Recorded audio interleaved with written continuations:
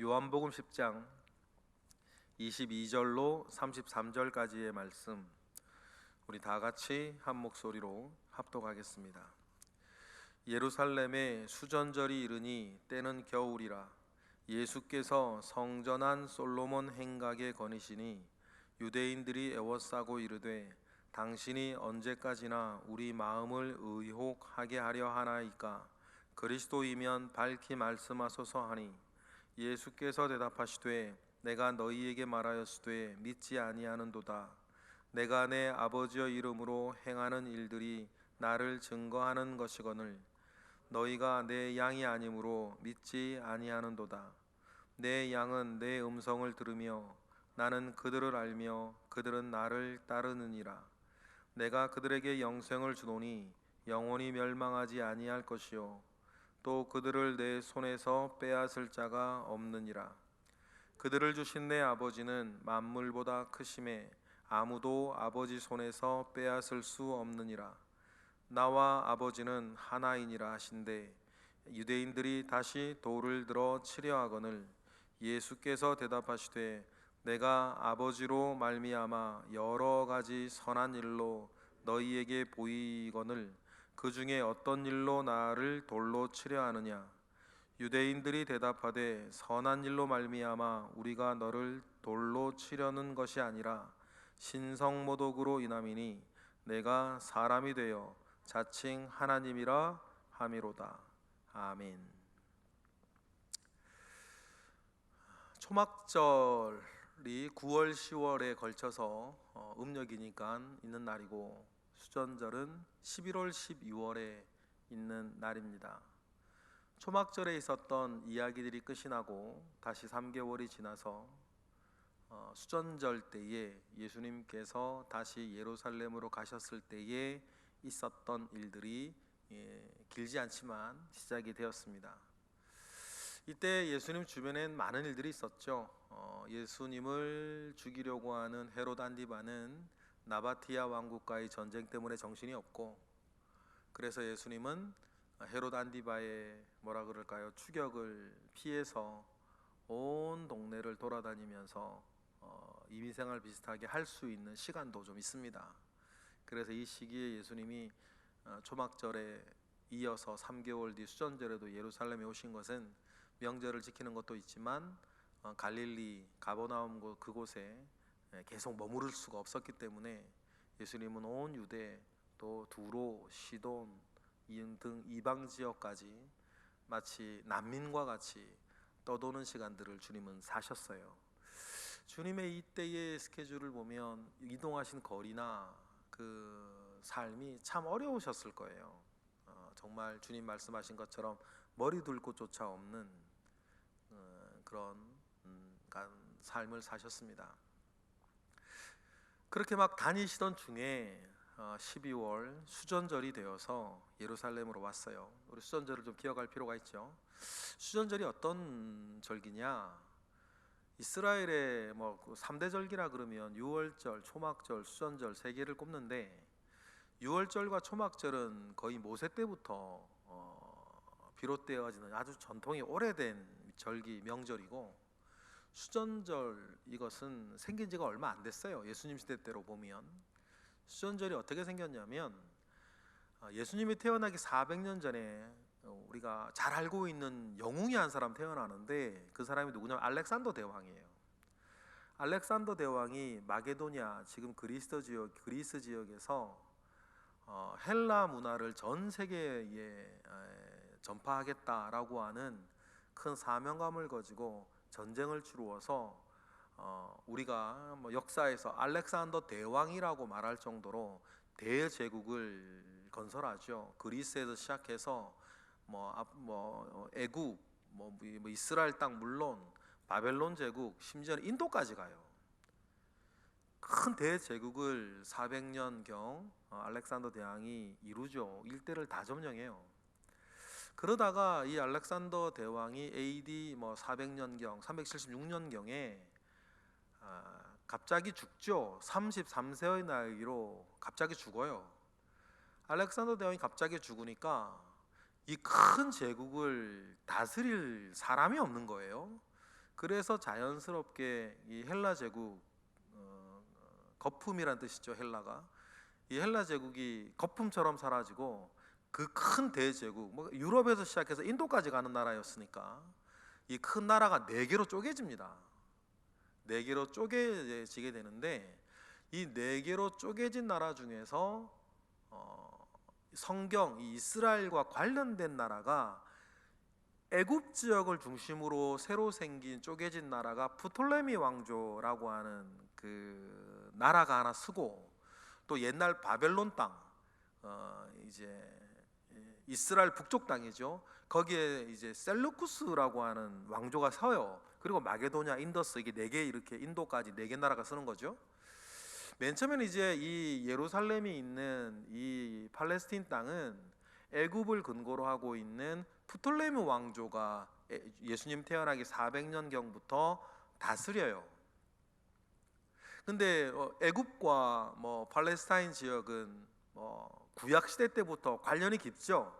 그래서 이 프톨레미 왕조는 이 팔레스타인 지역에 있는 유대교의 여러 가지 종교적인 전통들을 잘 지켜주고 보호해줘요. 사실 남도 아니고, 애굽은 옛날 우리나라 중국이 조선 땅 바라보는 것처럼 자기들의 좀 속국 비슷하게, 아니면 동생 나라 비슷하게 이렇게 생각해주는 그런 것이 좀 있었거든요. 그러니 이제 애굽에 섰던 프톨레미 왕조는 팔레스타인의 유대인들과 유대교를 잘 존중해줘서 한 200년 정도 이렇게 잘 지내요. 이렇게 이스라엘 사람들도 종교적으로는 별 문제 없이 지내죠. 그런데 이 프톨레미 왕조와 셀루쿠스 왕조가 AD 176년경에 전쟁을 벌여요. 다른 나라가 됐으니까 여러 가지 땅 때문에 전쟁을 벌이겠죠. 그러면서 그 전쟁에서 이 셀루쿠스 왕조가 이 프톨레미 왕조를 이깁니다. 그러면서 셀루쿠스 왕조가 팔레스타인 지역을 차지해요. 그런데 이 프톨레미 왕조를 몰아내고 이 팔레스타인 지역을 새로 장악하게 된 이 셀루쿠스 왕조는 자기들의 있던 헬라화되어지지 아니한 토착화된 문화나 종교들에 대해서 굉장히 말살 정책을 많이 썼죠. 그러다 보니까 이 셀루쿠스 왕조가 새로 와가지고 유대교들을 인정하지 않아요. 그래서 모든 율법책을 다 태워버리고 유대교의 절기를 지키지 못하게 해요.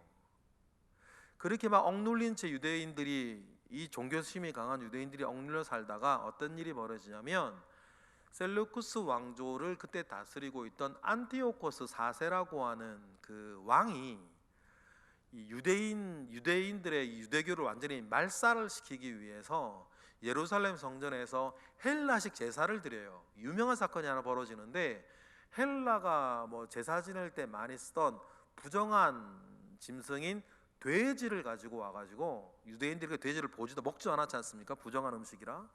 돼지를 가지고 와서 이 예루살렘 성전에서 돼지 피를 뿌리며 제사를 지내요. 이것이 그렇지 않아도 이렇게 억눌려 있던 유대인들의 민심을 폭발시키죠. 그때 여러분들 한 번은 들어보셨을, 이때 폭발한 민심을 등에 업고 이제 쿠데타, 혁명을 일으키는 집안이 하나 있었는데, 그 집안이 마카비라고 하는 집안이에요. 이 마카비 집안이 이 혁명을 일으켜서 이 셀루쿠스 왕조와 전쟁을 벌이는데, 이 전쟁에서 이제 전력이라 그럴까요? 전력이 이 유대인들이 강할 리가 없죠. 그런데 참 우여곡절 끝에 이 마카비 가문에 출중한 아들이 몇 명들이 있었는데, 그 아들들이 지금으로 따지면 게릴라 전술 같은 거 있잖아요. 치고 빠지고 막 이러면서 소그룹 부대들을 여러 개 동원해서 계속 이제 안티오코스를 괴롭혀요.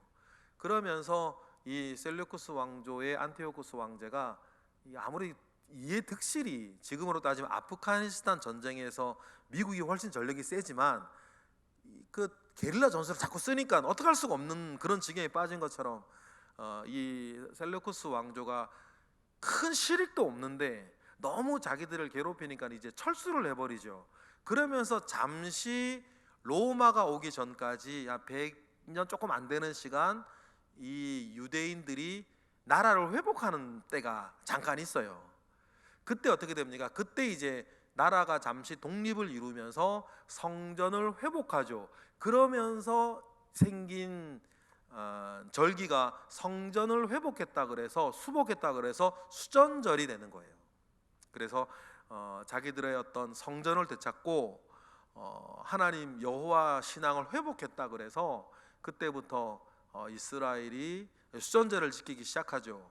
그러니까 초막절이나 유월절은 모세 때부터 내려오던 절기라고 한다면 수전절은 예수님이 태어나시기 뭐 170년 정도 전부터 생긴 비교적 오래되지 아니한 절기예요. 그 성전을 회복하고 여호와 신앙을 회복하였다라고 하는 그 날을 지키는 절기에 주님이 예루살렘에 서신 거예요. 그럼 보십시다. 주님이 수전절 예루살렘에 서셨어요. 정말 중요한 건 뭐예요? 성전 자체, 이 건물 자체를 회복하고 수복한 것보다도 중요한 건 하나님 아버지께서 원하시는 원래 신앙을 되찾는 게 더 중요해요. 이게 무슨 말인지 아시겠죠? 그릇도 중요한데 정말 중요한 건 그릇에 담겨야 될 내용인 거예요. 그렇다고 그릇이 중요하지 않다는 게 아닙니다.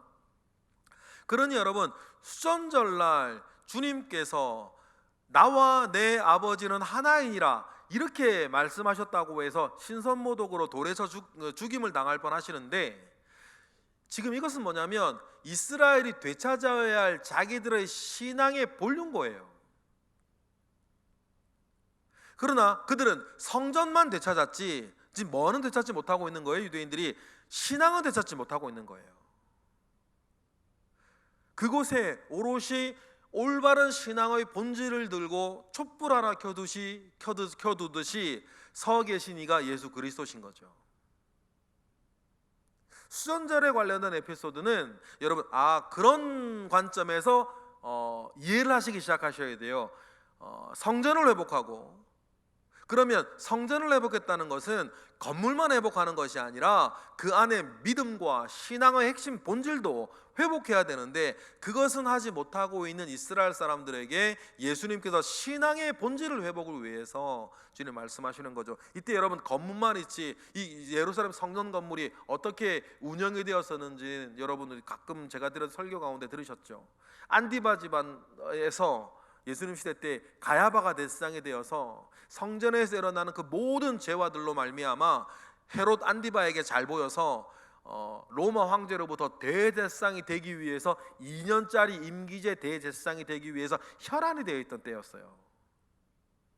그러니 성전 세겔로 바꿀 때 막대한 수수료를 챙기고 고가의 유월절 어린 양을 말입니다 이렇게 판매하고 성전을 강도의 구렬로 만들어가 버리는, 그 들어오는 성전의 세금들로 말미암아 오히려 자기들이 다음 대제사장이 되기 위해서 이방 황제와 왕들에게 로비 자금으로 쓰고 있는, 그 일을 위해 더욱더 많은 돈을 끌어모아야 하는 그 지경에 있던 것이 이 성전이었거든요.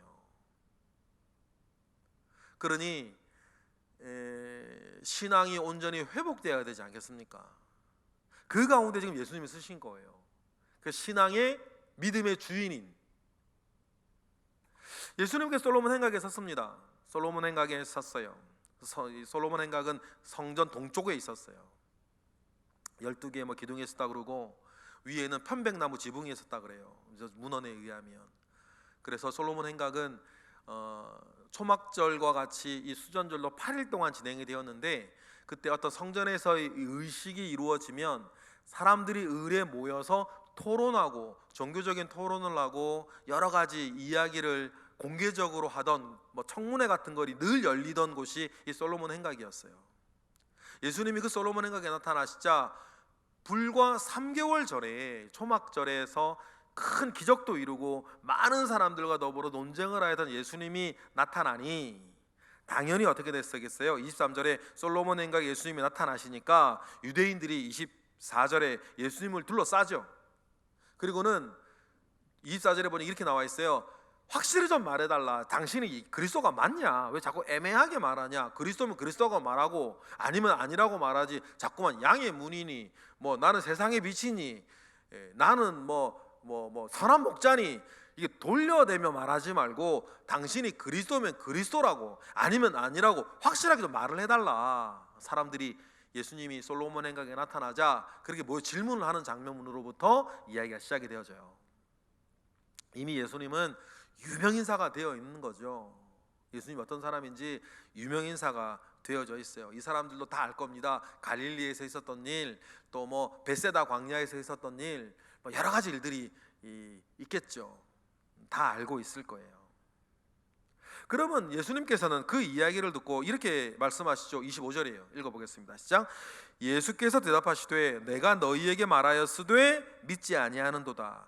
내가 내 아버지의 이름으로 행하는 일들이 나를 증거하는 것이다. 그런데 26절 너희가 내 양이 아니므로 믿지 아니하는도다. 예수님께서는 이렇게 말씀하시는 거예요. 내가 이미 말을 하였고 이미 표적까지 너희들에게 다 보여주었다. 그래도 너희들이 믿지 아니하고 당신이 누군지 나에게 말을 하라고 얘기하는 것은 무엇이냐? 주님 그렇게 말씀하시는 거죠.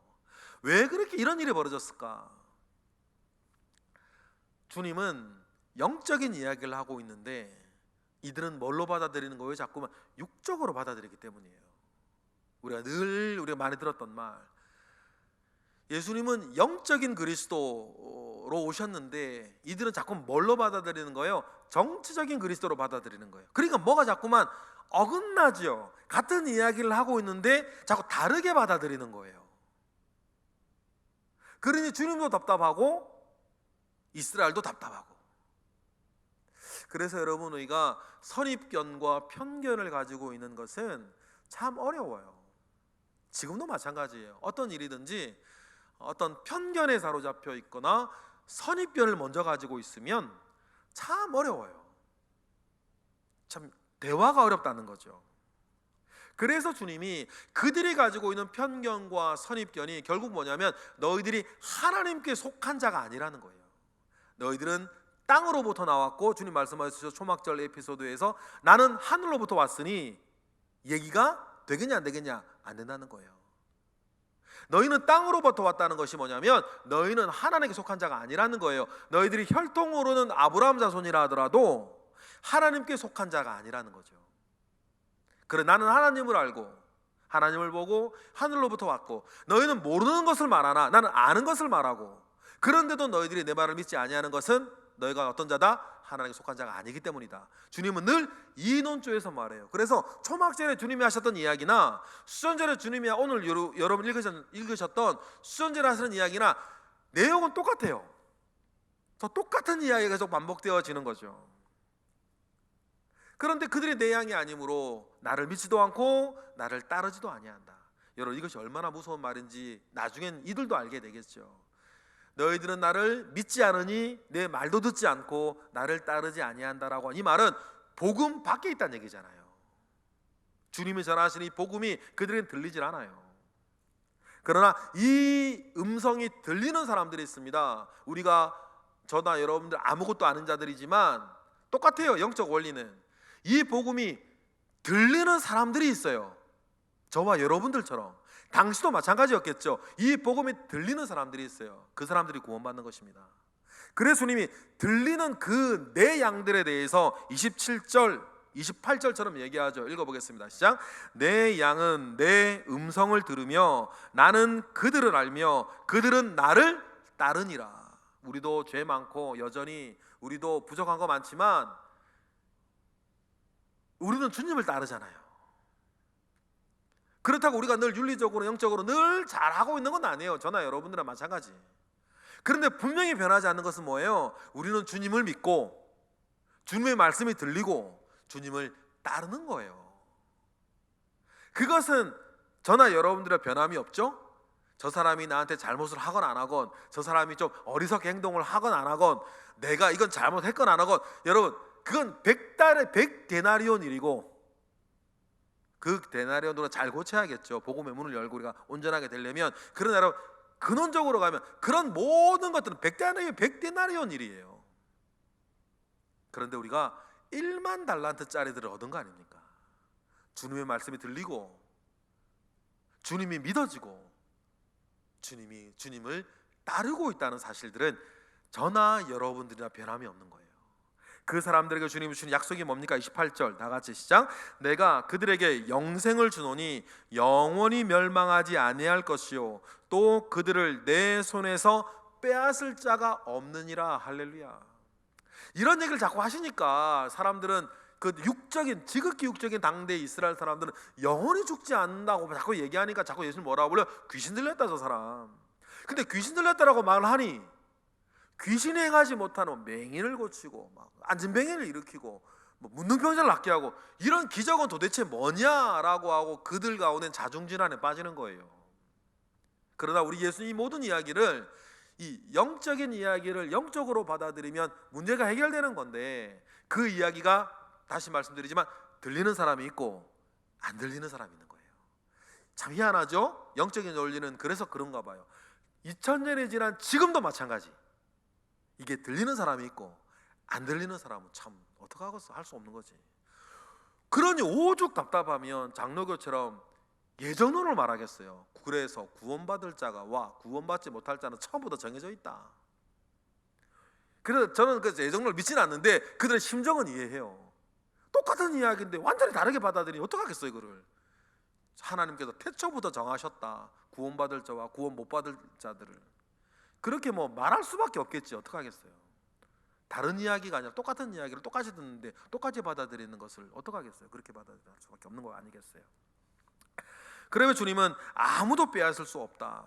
왜냐하면 하나님께서 내게 주신 자는 빼앗겨지지 아니하고 내가 그들이 가진 영생도 영은 누구도 빼앗을 자가 없다. 왜냐하면 나보다 더 큰 자가 없으니까. 그래 주님께서 어떻게 보면 목숨을 걸고 가시는 이야기죠. 왜 내게 주신 자 하나님 아버지께서 내게 주신 자를 아무도 빼앗을 자가 없는데 왜냐하면 30절 다 같이 시작. 나와 아버지는 하나이기 때문이다. 그러니까 하나님보다 더 큰 이가 없는데 누가 나라에게서 내 양들을 빼앗아 가겠는가. 그러면서 나와 내 아버지는 하나다라고 하니까 유대인들은 어떻게 하겠어요? 이 이야기를 받아들일 수 없는 거예요. 이 이야기를 영적으로 받지 못하고 육적으로 받으면 신성모독이죠. 그래 유대인들이 이렇게 말하는 거예요. 네가 인간으로서 하나님이라고 하니 신성모독으로 내가 너를 돌로 치려고 한다. 유대인들은 그렇게 말하는 거죠. 그래 예수님께서 32절에 너희들이 왜 나를 돌로 치려고 하냐? 내가 이런 선한 일과 표적을 보여주는데도 너희들이 왜 나로 돌로 치려고 하냐 하니 유대인들이 좀 전에 말씀드렸던 것처럼 선한 일 때문에 내가 너를 돌로 치려고 하는 것이 아니라 네가 신성모독을 하기 때문에 돌로 치려는 것이다. 왜? 자칭 하나님이라고 하니까. 이 이야기를 도무지 유대인들은 뭐 할 수 없는 거예요? 받아들일 수가 없는 거예요. 그러니 이 고비를 넘어가면 그리스도인이 되고 이 고비를 못 넘어가면 그리스도인이 못 되는 거예요. 이 고비를 넘어가면 복음을 받아들이는 거고 이 고비를 못 넘어가면 복을 못 받아들이는 거예요. 지금도 똑같아요 여러분. 믿지 못할 이야기, 받아들일 수 없는 이야기들이 이성적으로나 여러 교회의 여러 가지 뭐 심지어 이렇게 말할 수도 있어요. 흉어물들이 있지 않습니까? 그럼에도 불구하고 그걸 고비를 넘어가고 복음을 받아들이는 사람이 있고 그것 때문에 못 받아들이는 사람도 있어요. 여기에서 여러분 다 갈리는 것입니다. 저나 여러분도 마찬가지. 그런 각종 수십만 가지, 수십 가지, 수백 가지 이유들 때문에 예수를 그리스도로 받아들이지 못하고 복음을 못 받아들이는 사람이 지금도 많아요. 그런데 그런 모든 이유들 저는 모르고 여러분들은 모르나 다 알지 우리도. 그럼에도 불구하고 그 안에서 들려오는 복음을 듣는 사람들이 있어요. 그러니 못 믿을 교회 못 다닐 이유들이 수십 가지 수백 가지 있으나 그럼에도 불구하고 그 안에서 복음을 듣고 복음을 영접해서 충성하며 살아가는 하나님께 예수 그리스도의 복음께 교회에 살아가는 사람들이 바로 저와 여러분들인 거예요. 그리고 여러분 우리가 누군 줄 아셔야 돼요. 우리가 받은 은혜가 무엇인 줄 아셔야 되고 그 안에서 굳건히 서서 이러나 저러나 일이 있으나 없으나 복음 안에서 믿음의 주요 온전케 하시는 예수 그리스도를 바라보며 여러분 복음 안에 충성되이 주님 부르실 때까지 사시는 저와 여러분 되시기를 주님의 이름으로 축복합니다. 기도하겠습니다. 할렐루야. 하나님 감사합니다. 하나님 아버지로부터 말미암아 오는 선한 일들이 우리 가운데 있습니다. 복음이 들렸고 구원받아 하나님의 자녀가 되었습니다. 이제 우리는 복음 안에 충성스럽게 살다가 복음 안에 주님 부르실 때 영광스럽게 가는 귀한 우리의 생이 되도록 우리를 인도하여 주시옵소서. 그러한 큰 복음을 들고 우리가 지금도 살고 있으니 주님 이 복음 안에서 승리케 하옵소서. 이 시간 드려지는 1000번째 예물 가운데에 주님 함께 하시고 이 시간 드려지는 모든 기도 가운데 주님 응답하옵소서. 예수 그리스도의 이름으로 기도드렸나이다. 아멘.